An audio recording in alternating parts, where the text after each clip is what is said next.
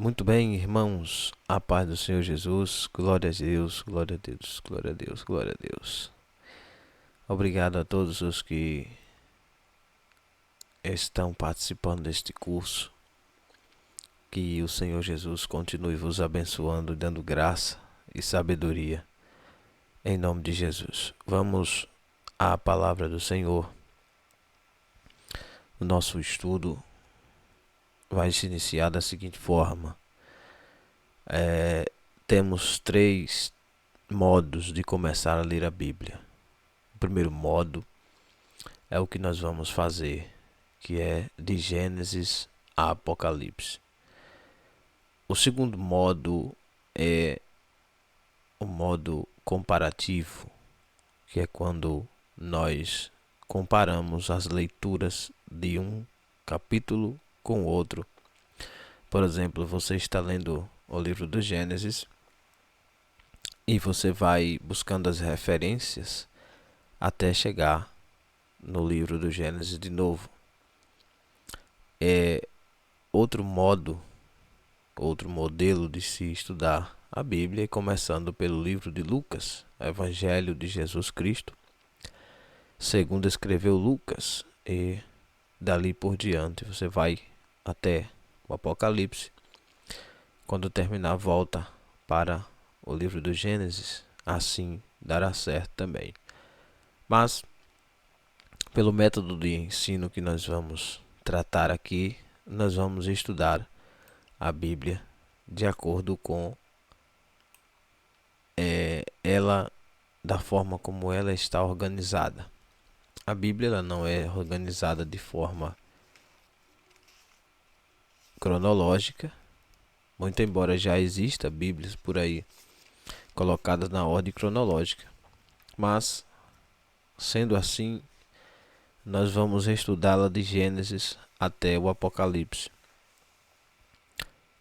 Eu falei para os irmãos que seriam 2 anos de estudo, mas acontece que pode ser que seja mais tempo ou menos tempo, né? Depende do desenvolvimento dos irmãos. Nosso estudo, ele baseia-se no seguinte: a Bíblia Sagrada é o livro-chave. Ela é a nossa bússola espiritual. Então nós precisamos ler, estudar, examinar, aplicar e viver a Bíblia. Esses passos são muito importantes. Mas para que os outros passos aconteçam, nós precisamos começar a ler. Talvez você está começando a ler a Bíblia agora e não entendeu ainda. Continue lendo. Não pare. E um dia, com certeza, você conseguirá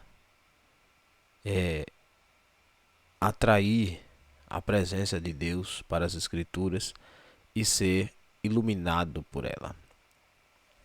Vamos lá. O nosso texto está no livro do Gênesis, no capítulo de número 1. A leitura que faremos é a seguir. Na Bíblia Sagrada, sobretudo na Bíblia física, não existe versículo de número 1. O que existe é o capítulo e a seguir. O que vem a seguir o capítulo é o primeiro versículo.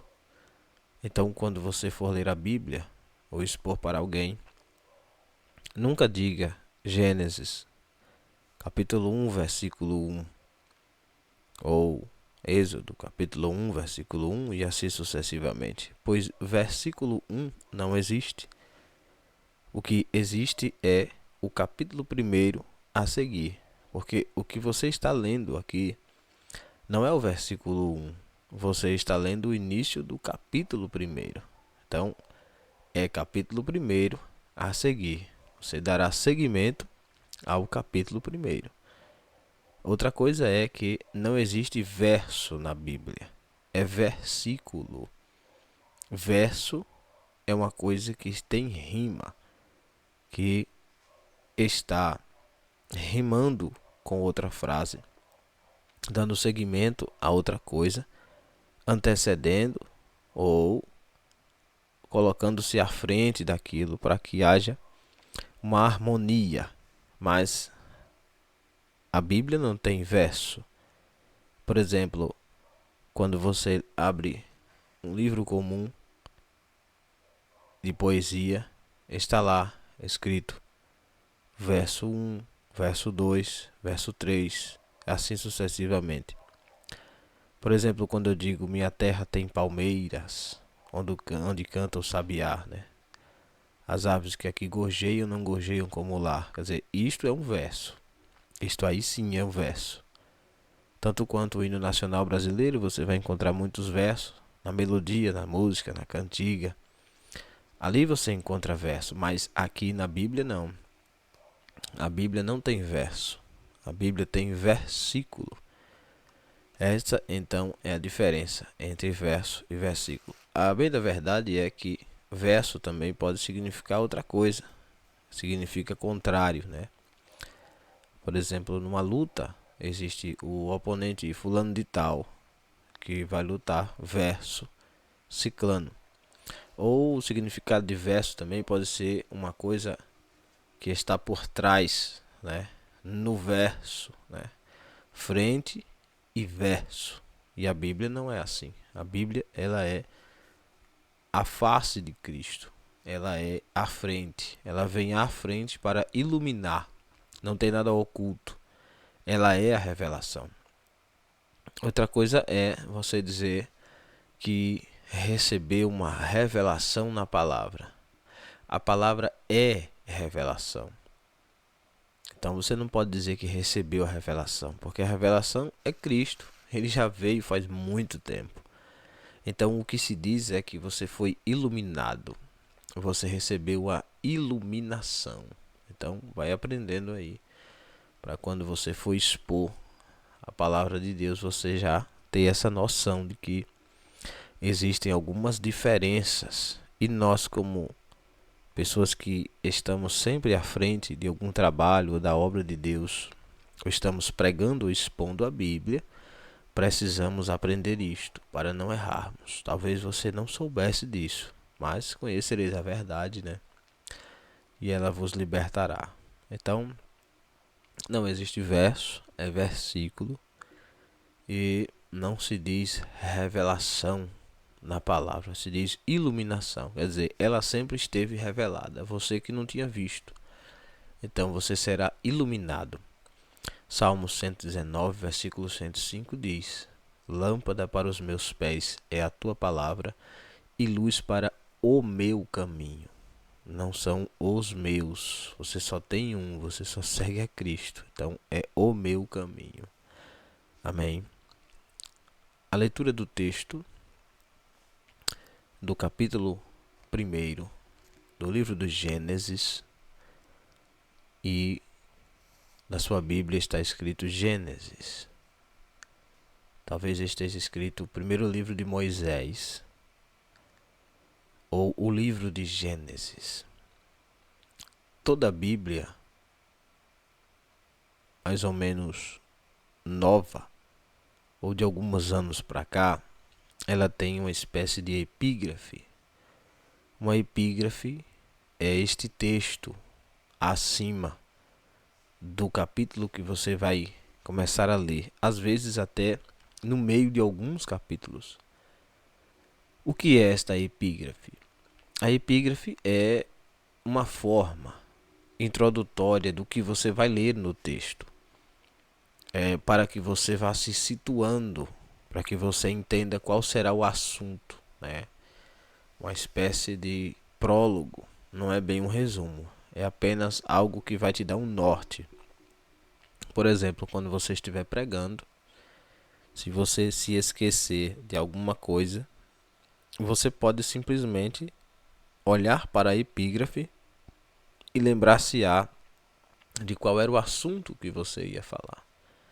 Às vezes acontece de você se enganchar e, por você não ter nada anotado, por você não estar com o esboço, você olha a epígrafe e já sabe do que o texto estaria lhe falando. A criação do céu e da terra e de tudo o que nele se contém, Esta é a epígrafe da minha Bíblia, Bíblia de Estudo Pentecostal. Recomendo também, é muito boa.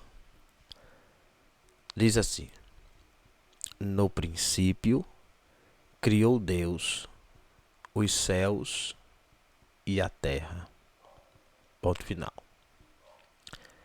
Versículo 2: e a terra era sem forma e vazia, e havia trevas sobre a face do abismo. Ponto e vírgula. E o Espírito de Deus se movia sobre as faces ou sobre a face das águas. E disse Deus, dois pontos, haja luz, e houve luz. Ponto final. E viu Deus que era boa a luz, e fez Deus separação entre a luz e as trevas. E Deus chamou a luz dia, e às trevas chamou noite, e foi a tarde, a manhã e o dia primeiro. Bom, então no primeiro dia da humanidade, o que é que havia antes disto? Havia o nada? Não, não é que havia o nada. Havia Deus. E quando Deus nasceu? Deus não nasceu. Deus é. Deus existe desde a eternidade. E onde é isto? Como é isto? E quando é isto? Não sabemos. O que sabemos é que Deus, Ele é. E aqui está a diferença entre ser e existir e estar. Por exemplo, eu estou aqui na Terra, mas eu não sou nem terra e nem da terra. Você está aí do outro lado e você está vivo, mas você não pode dizer que é vivo aqui e em outro lugar. Ao passo que quando terminar estes dias neste ambiente chamado Terra, você vai para outro lugar. E lá também você estará. E se lá o tempo acabar ou não acabar, se lá for eterno, amém. Mas se tiver outro estágio, você também vai estar. Quando você está na escola, você está ali. E você vai sair dali, vai para casa. Quando você é pregador, você está pregador. Um dia você pode desistir, pode parar. Quando você morrer, você não estará mais pregador. Então você não é, você está. Mas Deus é diferente.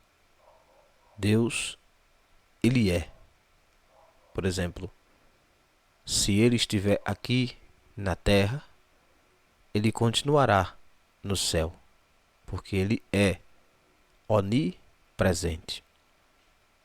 Se Ele estiver fazendo uma coisa aqui na terra, ao mesmo passo Ele estará fazendo outra no céu, porque Ele é onipotente, tem todo o poder. Então, quando Deus aparece para Moisés, por exemplo, Moisés diz: e o que é que eu vou dizer quando me perguntarem quem me enviou? E Deus disse: você diz para eles que o eu sou me enviou. Eu sou quem? E ele diz: o Deus de vossos pais, o Deus de Abraão, de Isaque e de Jacó.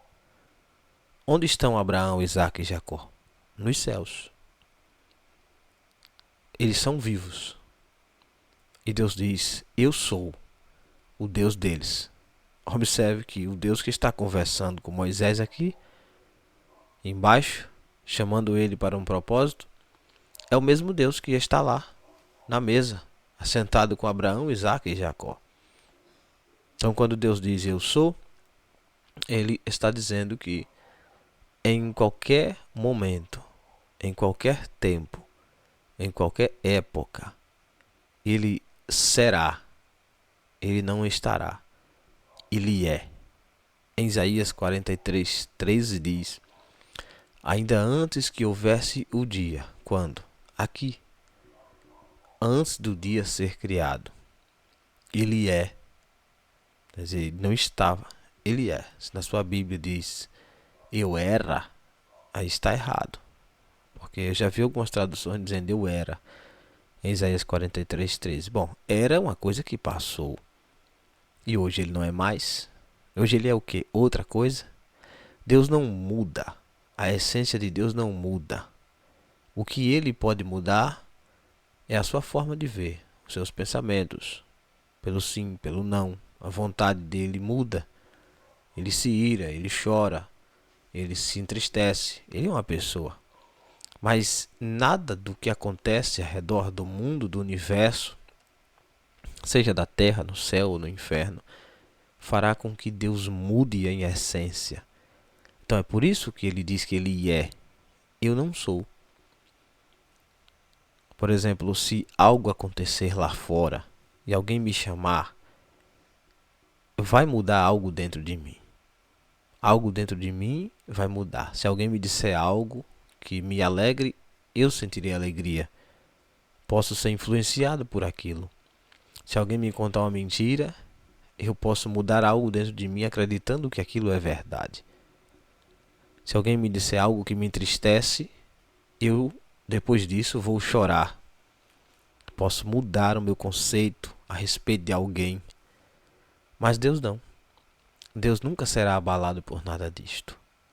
É por isso que a Bíblia diz, no Salmo 125, que aqueles que confiam no Senhor, estes um dia serão, eles não são. Eles serão como o monte de Sião que não se abala, mas permanece para sempre. À medida que vamos confiando em Deus, vamos adquirindo características dele. E uma delas é a firmeza, é a permanência naquele estado. A Bíblia diz que quando nós formos arrebatados, isto que é mortal se revestirá de imortal. E isto que é carnal se revestirá de espírito. Então ali nós estaremos para sempre. Nós estaremos. 1 Tessalonicenses capítulo 4. Estaremos para sempre com o Senhor. Observe, o Senhor ele é e nós estaremos com ele. Quer dizer, nós não somos, mas nós estaremos eternamente com ele. Então, quando, por exemplo, aqui diz, no princípio criou Deus os céus e a terra, deve-se lembrar duas coisas. Primeiro, não é no começo. A palavra Gênesis aqui aparece como o começo, né? Certo, o começo de quê? Aqui é o começo da história que Moisés está contando.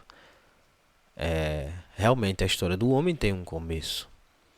Mas quando se diz que no princípio criou Deus os céus e a terra, então está dizendo que este princípio aqui é um tempo indeterminado.